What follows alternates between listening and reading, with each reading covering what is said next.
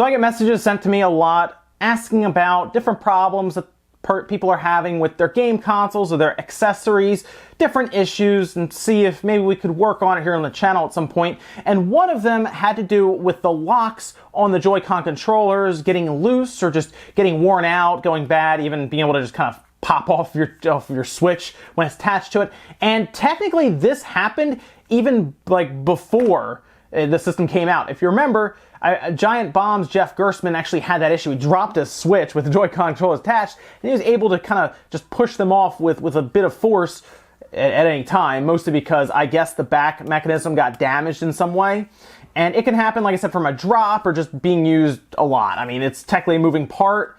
It can, of course, be worn out. So I have two different Joy-Con controllers here, a left and a right. I'm going to change one out, and I'm going to leave the other one, and we're going to see how they sound because we're changing them out today with metal clips. And the idea of changing out with metal innards is to, I guess, just give a better connection. I actually have not changed them out for metal yet, so I'm curious if it's stronger, which, again, we can test by having two different ones.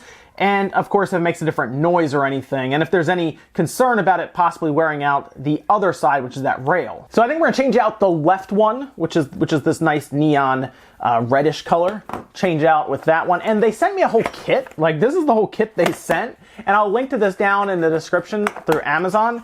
And it was prime shipped, so I got here quick. And it looks like it actually comes with several tools. Here are the locks here. It's in like this little bag. And then we have tweezers, which honestly, you can never have too many tweezers because, of course, it helps to work on Joy-Con controllers or grabbing ribbon cables and slowly getting them out from work on consoles. They also sent a pretty sturdy feeling, is this a Phillips? And I guess the other one should be like one of the tri-wing drivers that you would use on this because that's what you need for the other one. Yeah, so this is actually pretty nice. It has a nice Phillips and then, of course, a tri-wing, and that does have some tweezers along with the locks. So not a bad little kit there, actually. It's not too bad.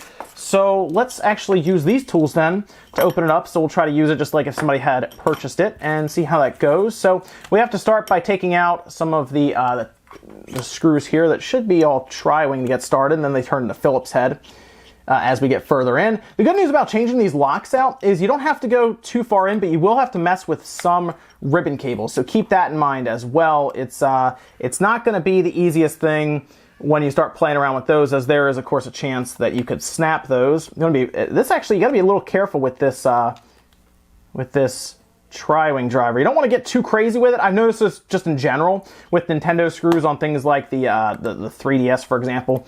You want to kind of take your time trying to turn it with some pressing force just to make sure that you don't accidentally strip that screw, because these are screws that can strip fairly easily, so you want to be kind of careful with it. So just kind of press on it, slowly turn it, and once it's broken out of there, it should untwist without too much issue, but you definitely want to take your time and not like get too crazy with the turns, because you'll pretty much destroy the inside of this screw. Okay, so we have 4 screws here. The backing is now off, again, carefully. And remember, you have to be very careful because you have ribbon cables immediately as soon as you open it up.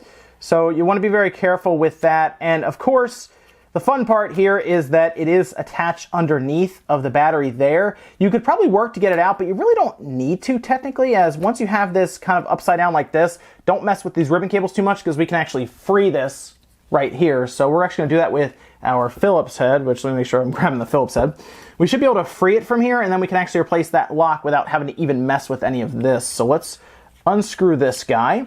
And again, this is the first time I've actually changed out any of the locks. So this maybe will give you an idea as to what it takes for somebody. I mean, I've opened the Joy-Con several times, but someone who's never even had to change out the locks, give you an idea of, I guess, the difficulty of it. So this will just peel off now. It doesn't need a screw at the bottom, mostly because they opted just to use a little peg down here to finish it off, so you don't need another screw. Believe it or not, even being able to save one screw saves quite a bit of money, actually. So here's our lock here, and the way that works is this guy presses up against it and pushes it, and then it kind of locks in, and then that presses on a spring to unclip it. So you can actually see here it's pressed in by that button on the back, and then it loosens the backing so it won't grip in anymore, which is cool because we can get right in there with this black screw here. We'll just go ahead and unscrew that. So once this black screw comes out, we're gonna be careful because there is a spring in here. You can actually see it when you're opening it, so you want to be very careful with that spring. So there's a piece of metal here that I just kind of pried out. The way it works is it seems to be just kind of bent into place, and all it acts as is a way to hold down. It's just a little piece of metal, that's all it is. And it actually just works to just hold down where that button and that spring is, mostly just to hold all of it together. So now that it has been freed, the spring could pop off and go flying. So you want to be very careful about this. Sometimes people even put stuff like over it just to make sure it doesn't go flying. If it goes off in the room, you're gonna have a really hard time finding it.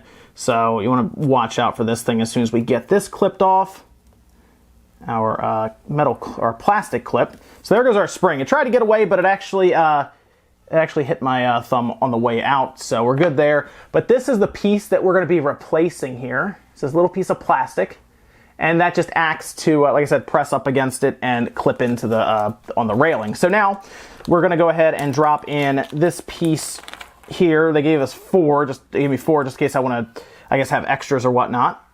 So let's go ahead and drop this guy in now and see how it all closes up. So you can see the differences between them here.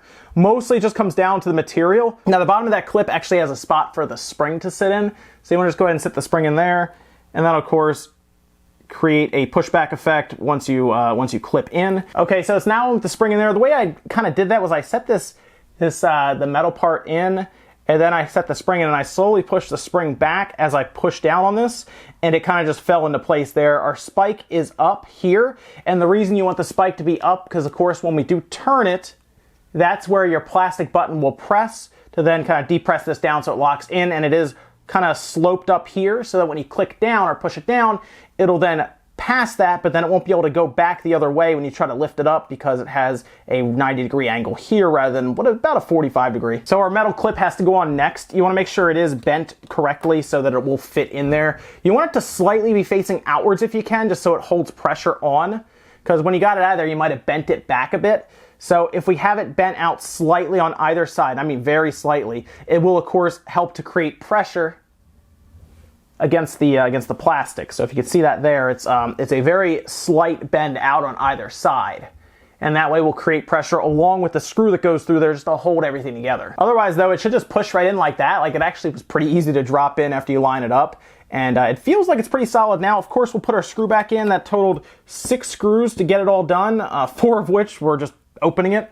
Not too bad, I would say. And then of course I also have to finish screwing that guy in. And then I think we'll go ahead and test it just to see how it feels, I guess, overall, compared to the plastic JoyCon grips. Now we can also test it before we close it, since we already have the button screwed in there, and we can actually even see it press up against it a bit.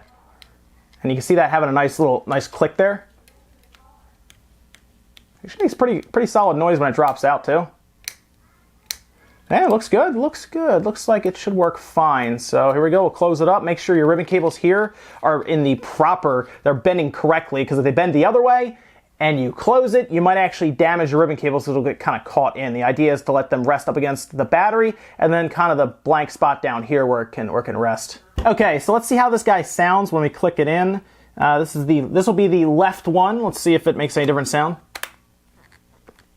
Wow, that was on there pretty good actually. It's pretty solid. Let me see. Let's see how this guy feels when I clip it in.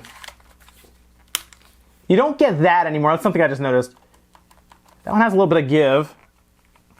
This has give to it, but it's definitely not like this one. This one does have a bit. You can actually kind of hear it a bit. It's kind of clicking a little bit. This one has. It's a little more solid. It's not like crazy noticeable or anything. The slide's fine. But when this one clicks in, it sounds a little bit different than when this one clicks. You hear that one's a little, I guess, higher pitched, I guess. This one's kind of lower. I actually put them like back to back on this one already. That's the metal. That's the plastic. So this has I guess, more of a cracking sound, whereas this is much lower tone. I don't know if that's good or bad. All right, one more time. This is the plastic, and this is the metal. It's slightly different sound. It feels very solid though. I will say that there's less give on the metal than the plastic one. Really it's going to come down to if it wears out any faster. I don't think it's going to do any extra damage or anything in here. The railing obviously is a metal as well that it's clipping into. So I don't think you're going to have too much issue there, but it really just comes down to if you even need it. You might not ever need to change your locks out, and unfortunately I won't be able to tell you how good these are maybe until like months from now at this point. But if anything crazy happens here, I'll let you know. What I'll do is I'll leave this one, because these are a matching pair that get used, that I'm going to start using together, the neon colors that I picked up recently, and I'll actually start using them instead of my gray ones together at the same time on, you know, the switch and off it and everything. I'll see if we have any extra wear from one side to the other, but kind of neat. I don't know, it's good to know that you can do something like get the, you know, the locks that could go bad. Could even be damaged from force or anything, and you can change them out yourself, because honestly, it's not too hard to do. There is a spring involved, there's about 6 screws, and yes, you have to open the Joy-Con controller and deal with some ribbon cables, but you're not unplugging the ribbon cables, so as long as you're careful not to pull on them or rip the Joy-Con open like crazy, this kit is what I used the entire way through, and it got me through it. So I didn't have to use any of my own screwdrivers or anything. The kit worked fine. So thanks guys for watching. If you enjoyed this video, give the video a like. It does help out, if not dislike it. And let me know what you think about changing the locks on your Switch. Do you think it's something you're going to have to do, or do you think it's something you already have to do? Thanks guys for watching, and I'll see you next time.